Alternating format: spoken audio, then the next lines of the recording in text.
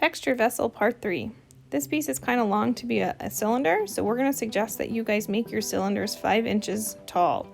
So I need to cut off the top section. I'm going to save that for later. I'll wrap it in some plastic and make a smaller little vessel.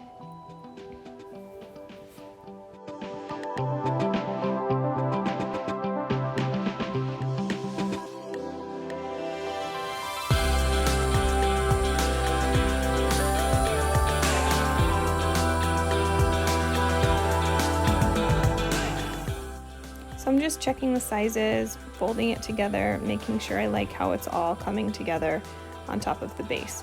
Remember, if you have a base that is just a slab that you haven't actually cut to shape, that's perfectly fine at this point.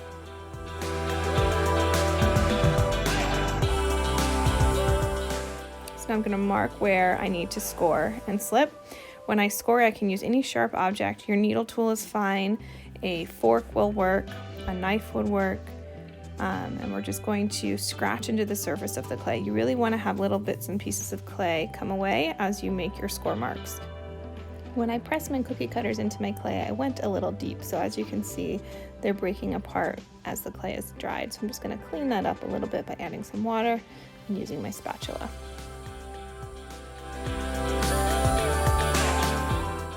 And now I'm scoring the other side that will be attached to make it a full cylinder. We need to use some kind of glue to adhere these pieces together. So in this jar I have vinegar. It's just plain white vinegar from my kitchen. I really like to use that when I attach pieces of work together. You can also take a small piece of clay and make a pinch pot and put some water into it, and then brush a paintbrush around and create some slip. Slip is just watered down clay. So that's why when you attach 2 pieces of clay, it's called scoring, roughing up the clay, and slipping, adding the glue or the watered down clay. For this demonstration, I'll use a little bit of both, the vinegar and the slip, just so you can see that they both will work. My vinegar does look a little brown because I've used some darker clay bodies with this vinegar. As I put the slip or vinegar onto the score marks, I don't want to brush too aggressively with my paintbrush and flatten or smooth out the score marks. I'm just trying to fill in the score marks with the slip or vinegar. As I put the pieces together, I'll press and wiggle and squish and make sure that I get a nice suction between the piece.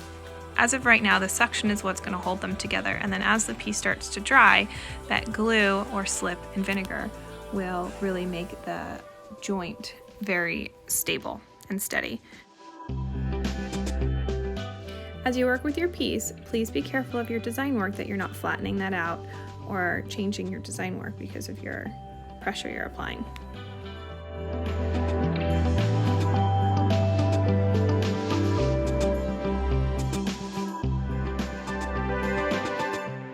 Now it's time to clean this up. I'll start with the sponge on the inside seam and work that to be nice and clean. Then I'll work on the outside edge, the top edge. I'll keep my hand around the top edge as I am using the sponge to clean up the edge so I don't get any fraying or splitting of that top edge.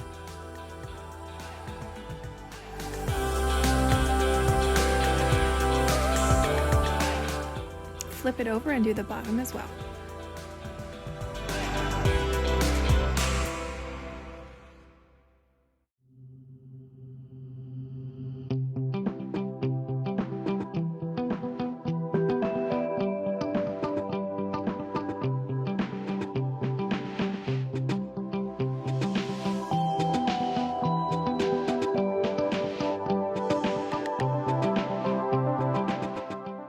Now I want to work the outside seam where the pieces came together.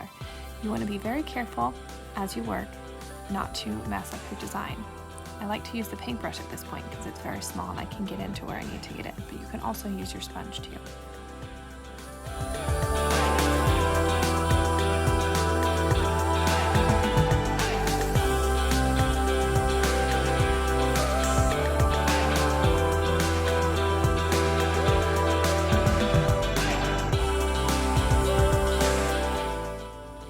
Time to attach our base. Again, I'm going to have to score and slip both surfaces that are going to be joined together.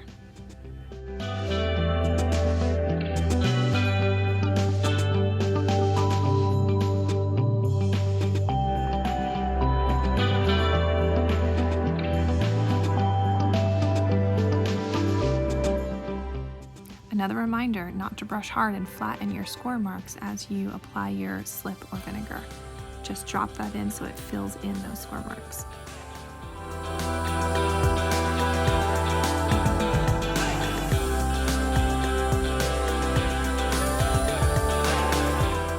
As I score around the bottom edge of the piece, I want to again be mindful that I support the bottom edge with my opposite hand, so I don't pull that clay apart in any weak areas.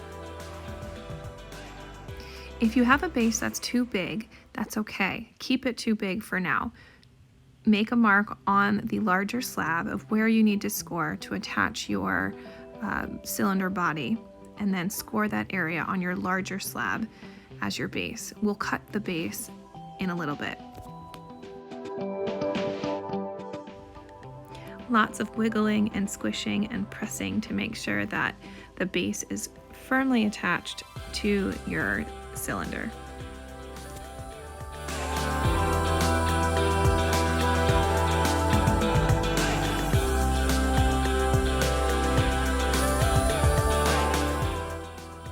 At this point in time, I'm going to use my paintbrush, dipped in water, then dried on my canvas to clean up around the bottom edge of the piece. I still have to cut my base down a little bit, so it's almost time to cut your larger base down. I just like to make sure that the attachment site is nice and clean.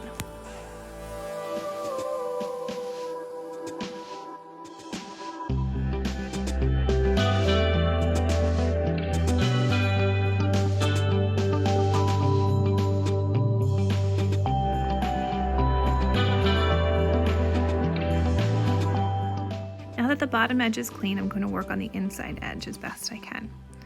I'm going to use my long spatula for baking. It actually works really well.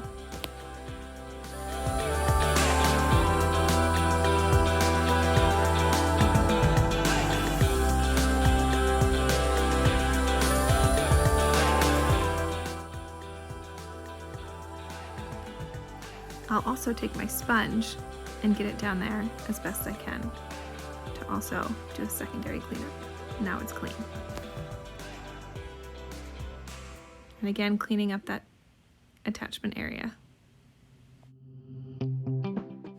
Lots of cleaning. Apparently it wasn't clean enough. Now I need to use my paintbrush.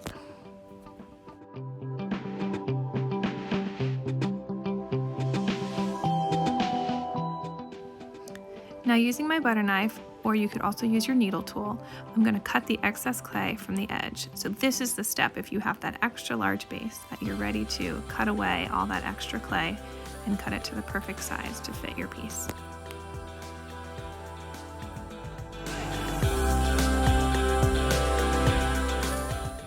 And now back to cleaning with the sponge. Lots of cleaning. Craftsmanship is key.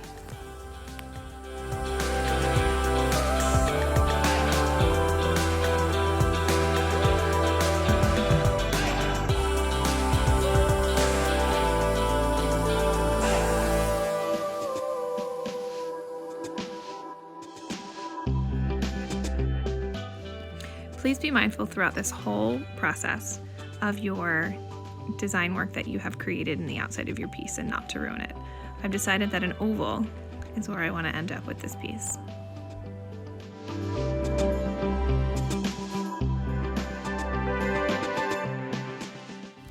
We've used our sponge a lot for cleaning, and each time I rinsed it in the water and squeezed all of the water out of it. Slip will build up in your sponge and make it not work as well. So please make sure that you're cleaning your sponge a lot throughout the cleanup process.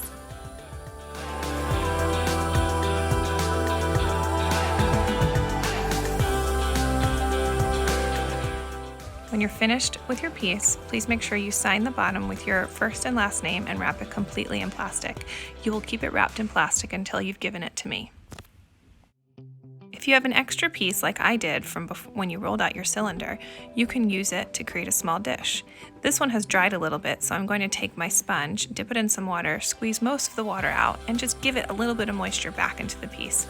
Give it 5 or 10 minutes to sit, and then it'll be flexible again to create your dish.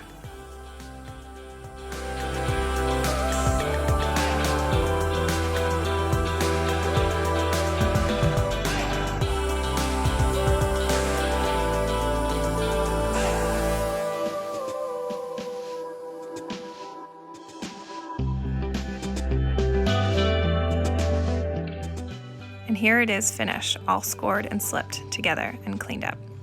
Remember to sign the bottom of your piece with your full first and last name, and then wrap them in plastic until you can deliver them to your instructor.